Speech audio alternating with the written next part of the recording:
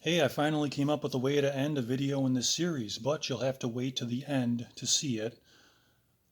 What's that? You can just fast forward right to the end as soon as you want to, or you can just turn off the video and never look at me again. Fair enough. Mike, why would you even put that idea in the viewer's head? They weren't even thinking about it, and 95% of them are going to do those two things now that you suggested it to them. Moving on. The one comment that came from part 10 in this series, the last installment, was from 99 Insight, who wrote, read this when you reply to comment to the replying to comment video 10 video.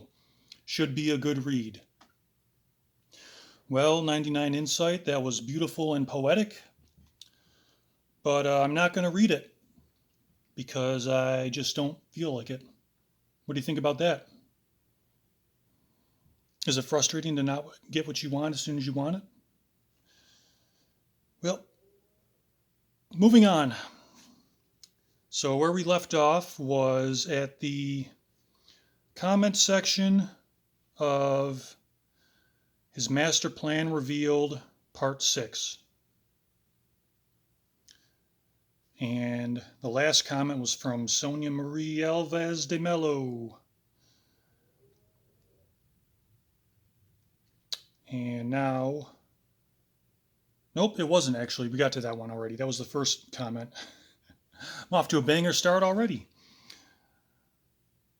We left off at 38 Maddie, and the next comment is also from 38 Maddie, who said, I wish there could have been a Twilight Zone episode where Chris seemingly gets away with it and slowly gets haunted and goes crazy. Yeah, there were a lot of those, weren't there? Normal people who commit a crime and then lose their minds with the guilt. Going all the way back to, what was it? The one by Edgar Allan Poe where the heart was underneath the floor, the restless beating of the heart. But anyway, continuing on with this. Or I wish the detective could have burst into interrogation room and said, we found your wife and kids, and see reaction. Yeah, the great thing about the watching interrogations is you always wonder what else could have happened if they say it. And it would all be fun. I wonder why there hasn't been a video game with interrogations. I mean, there's been interrogations in video games, and you pick your course of action with how you interrogate the suspect, and then the outcome of the overall story is influenced by it. But in real life, you always think what I would do if I was in the interrogation. But whether you're picturing yourself being the interrogator or the interrogatee, if that's even a word, the person you're talking to is going to alter you would just say, oh, if I said this, then that would get me out of it right away and I would win.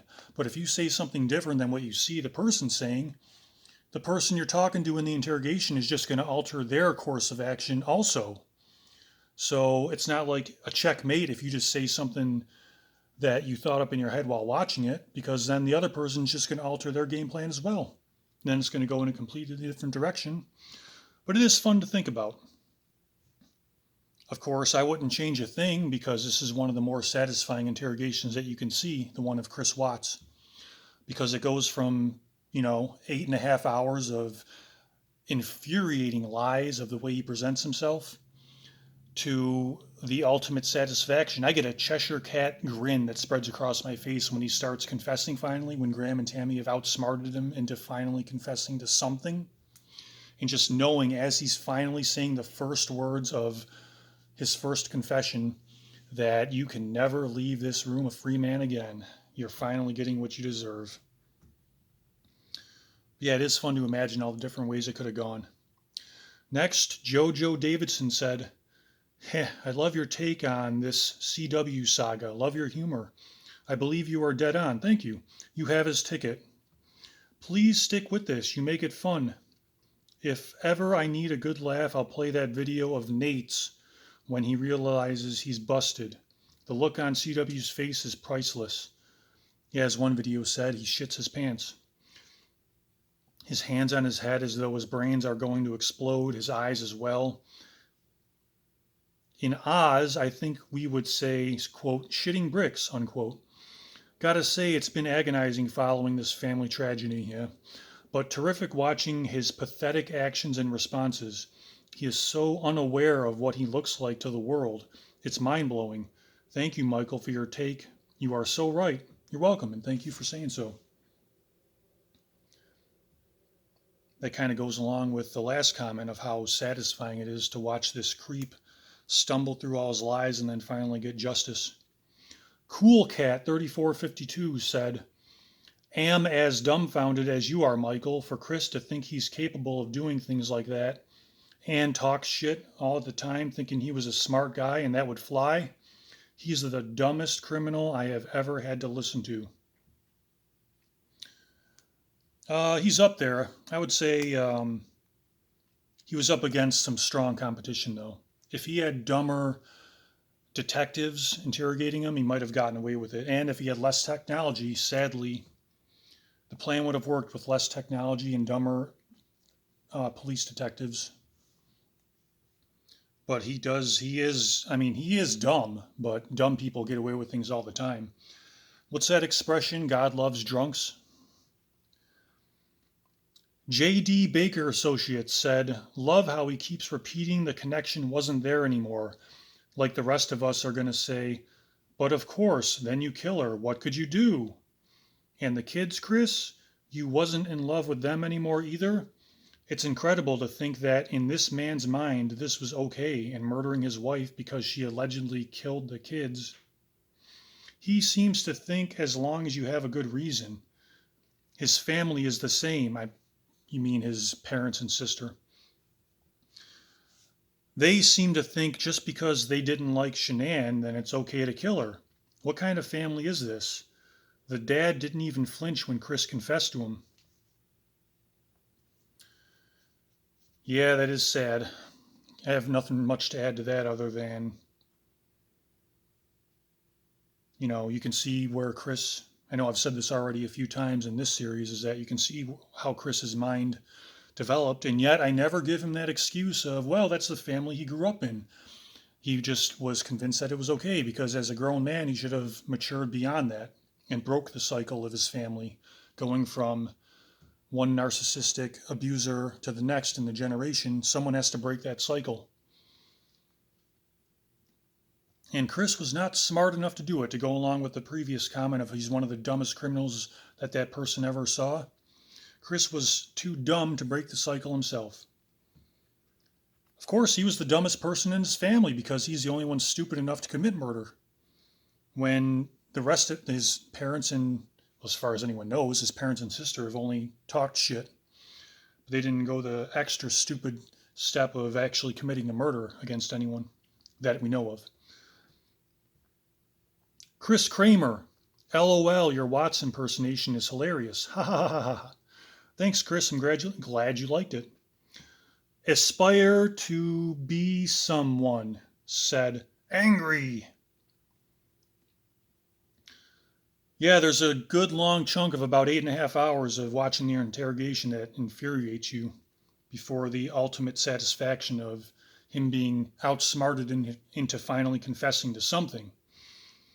But yeah, it is hard to get there sometimes, listening to him, knowing what he did and then how he tries to paint himself.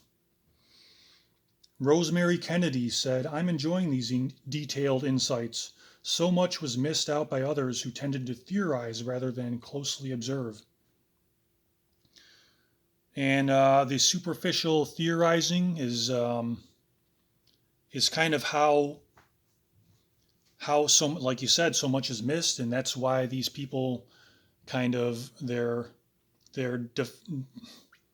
defunction. That's not their thing that's wrong with them. Duh.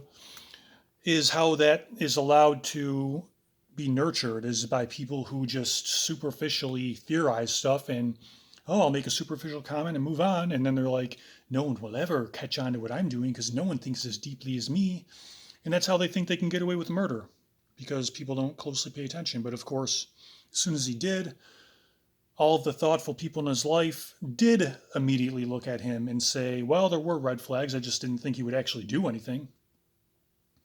But then, going back to the other comment, his parents and sister, who nurtured that kind of a mindset to grow, immediately believed that he was innocent and tried to get him out of it. So that's the difference between everyone else in Chris Watts's life. They all closely observed, and his parents and sister, from what's available to the public, did the superficial theorizing. Marie said, just came across this channel a couple days ago. I really like the guy. So calming to listen to and presents it in such a good way. New subscriber, so time for a catch up. Well, Marie, I'm glad you thought that it was calming to listen to. Isn't it weird how the horrifying and disturbing material can sometimes help you fall asleep? And I think it's because, like as you said, I did it in a calming way. I'm glad you thought so.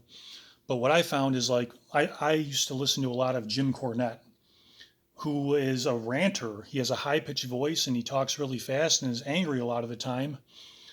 But he does it so well that, like a lot of people in the comments, and I can agree with this, they say Jim Cornette is my ocean sounds, like to help someone they fall asleep to his angry, high pitched rants because he's so good at, laying out his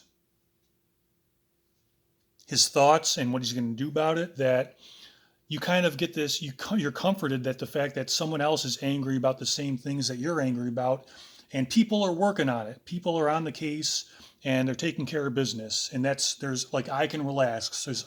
Because other people are taking care of this, I can relax. And I'm guessing that's why, a lot of women can fall asleep to true crime stuff.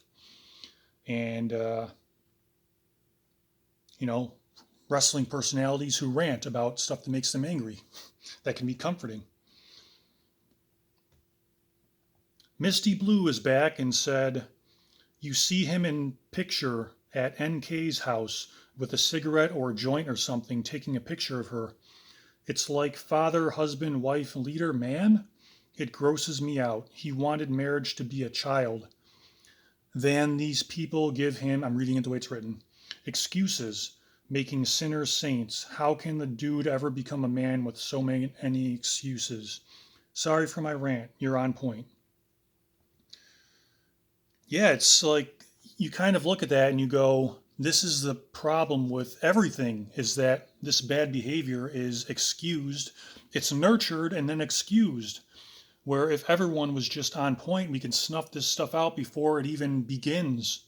If no one was like these people who are nurturing it, making sinners into saints, then it wouldn't begin in the first place. But then you can get into the deep discussions of, well, what really is evil? Isn't it all relative? If we snuff out the people who go as far as lowering themselves to murdering the innocent, then, and all that's gone, then what will we still have the concept of evil, and simply touching somebody is evil or sneezing in their direction is evil? But that's a whole new discussion that can go on forever. So let's just move on to the next comment instead, and I think this will have to be the last one. Oh man, we were so close to the end, but Lee McGrish said, it just blows my mind that Chris thought he had one iota of getting away with this. Yeah, I guess you're just reiterating the whole theme of the whole series, and what we're going over again by reading all these comments. That's covered in great detail, so I have nothing further to add. So I guess I'll just get to the way that I finally had to end a video in this series, which is to simply say, read this when you reply to comment to the replying to comment video 10 video. Should be a good read.